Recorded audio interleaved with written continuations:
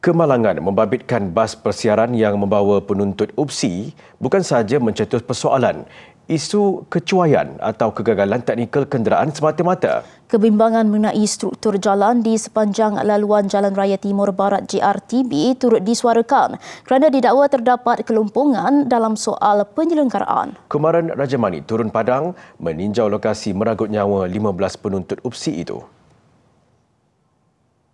Ketika melalui jalan yang menghubungkan negeri Perak dan Kelantan itu, kami mendapati struktur jalannya tidak stabil.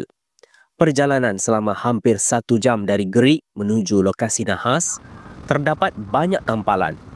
Malah, ada beberapa kawasan yang mempunyai lopak sehingga mengganggu kestabilan kereta.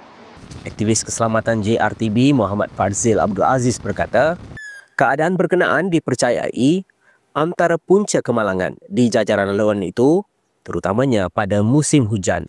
Yang paling kita membimbangkan adalah orang yang sekali-sekala menggunakan laluan ini, mengambil kesempatan untuk bawa lebih daripada had laju.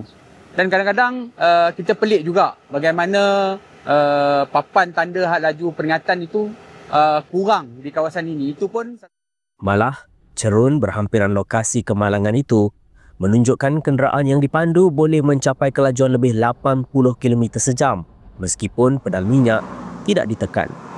Lebih berbahaya sekiranya berlaku kegagalan teknikal, terutamanya membabitkan sistem brek. Ketika tinjauan dilakukan siang tadi, kelihatan sebuah kereta terbabas memasuki parit. Jika dilihat struktur jalan di belakang saya ini, jelas ia tidak mempunyai penyelenggaraan yang baik. Jalan tidak diturap, garisan jalan juga sudah pudar dan tiada lampu jalan. Justru timbul persoalan sama ada kemalangan yang berlaku di sini disebabkan oleh kecuaian atau faktor-faktor lain yang saya sebutkan sebentar tadi.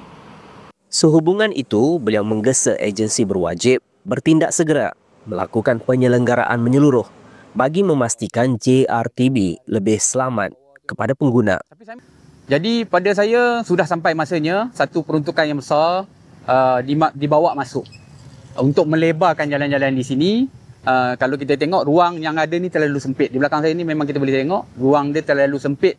Dan bagaimana jika kemalangan yang meragut lebih pada 13 nyawa berulang? Kumaran Rajamani melaporkan.